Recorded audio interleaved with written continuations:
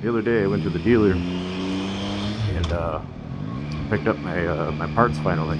So again, if you watched my previous videos, I complained about scratches on my the ankle plates, the ankle guards by the foot pegs.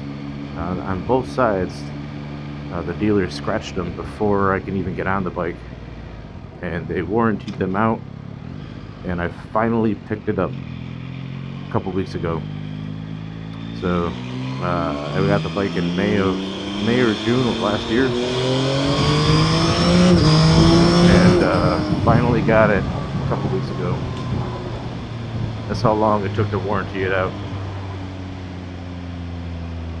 But while I was there, the whole point of me telling that story, that motorcycle that just rode past me, it looked like a Rebel, a Honda Rebel. And I sat on an 1100 the other day while I was there, and it was very comfortable. I'm usually not a cruiser guy because my feet, the way they stick out, like it just catches the wind and it makes me uneasy and unbalanced. But the Rebel sat differently. It was pretty nice. I might have to test drive that a couple of times. I might even buy it. Don't tell my wife.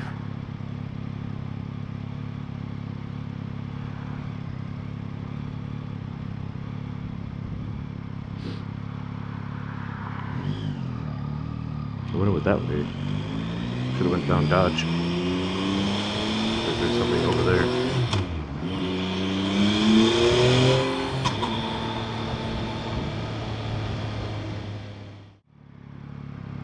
So I'm thinking about buying some guns this year. I don't know what I'm in for or what I'm getting into. I've fired guns before, but I've never bought them or customized them. So I have no idea what I should say when I go to a place or what I should be looking for when purchasing a rifle. What I'm going to end up getting is heavily restricted within New York State, unfortunately, so I'm very limited. But I'm hoping that the gun shop, gun dealer, again, new to this, if there are dealers or shop, let me know. Either way, I'm hoping that they'll help guide me through the purchasing process.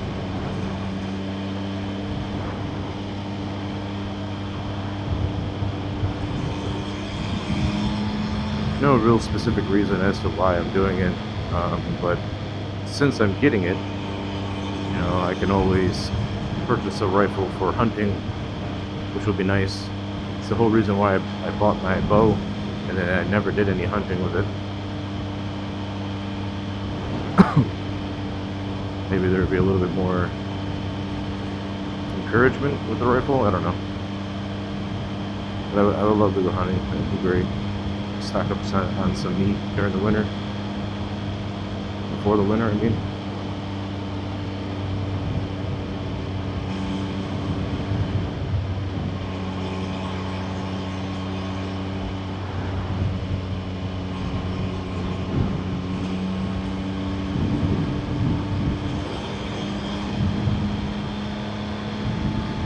The wind noise is probably going to be terrible here because I'm riding into the wind now.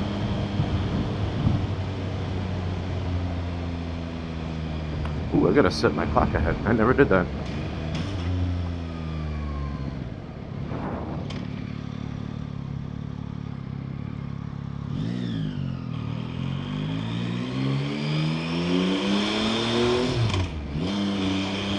Dude, some of that water's still frozen.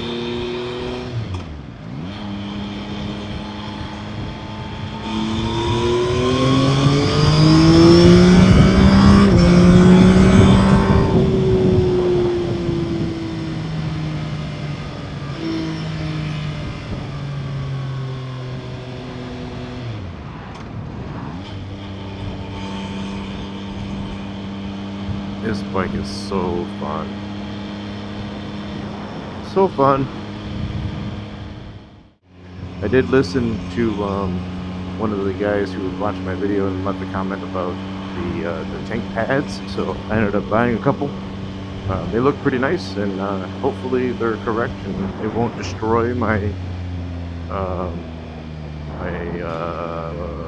paint.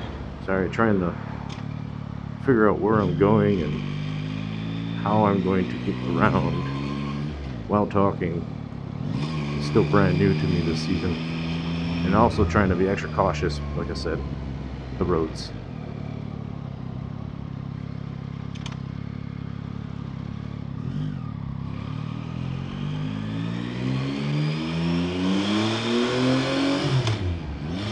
So I got that. I've noticed a big difference in sliding forward. I don't do as much anymore because the pads. I didn't buy the standard one from Yamaha. I ended up buying some generic brand from Amazon, and they're kind of cool because the way the seat, it kind of comes up into the tank. These wrap around that portion of it as well as go up the side of the tank a little bit, which is really sweet. Looks well, looks good. And then I also got this little, I don't know how to pronounce the name of the company, Puig, P-U-I-G, the windscreen there. And it's obviously not the giant one that you would want to use for touring, but it's nice. It looks cool. I bought a different one from Amazon that kind of flares out. It was a smoke, dark smoke that kind of flared out both ends. I think it would look good if I had the hand guards, but I don't intend on buying those. And without them, it's really noticeable and fairly large. It's not the style that I want. Yeah, I'm just gonna go straight. I don't know what that way is. You can see there's some salt in the road here still. I'm gonna have to wash the bike now.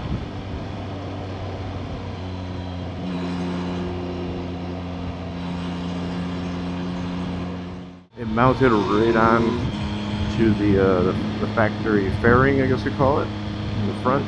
I just had to take a couple of the original screws out and use the extended screw that they provided. So all the plastic that is right behind the TFT is still underneath. So I didn't have to take anything apart, which is nice, because there were other ones that you had to take it off, leaving it exposed underneath a little. And I didn't like that, because there is a chance that I will get wet, and I don't want to get wet underneath there any more than what Yamaha intended it to. So good on them for thinking about that. It also made the installation pretty easy. It only took me maybe 5 minutes to undo the screws and get it on. My only complaint is in the front you have 4 bolts, or screws I mean, 2 on top, 2 on bottom. And they do provide caps to cover those screw holes, so it looks more seamless. But when you're screwing them in, it goes from the hardware that mounts the mounting hardware that goes to the bike to the windscreen. It looks like it only has like a rubber gasket or flimsy plastic behind it. So if you I can imagine if you over tighten it, it will strip out and break and you're screwed. So that is my only complaint. They probably should have did something with some aluminum or something to make it more sturdy.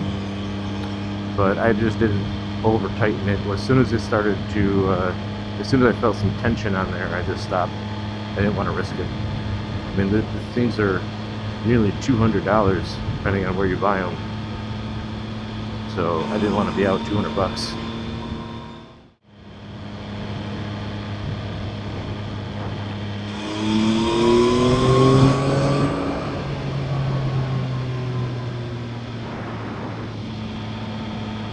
Nice little church.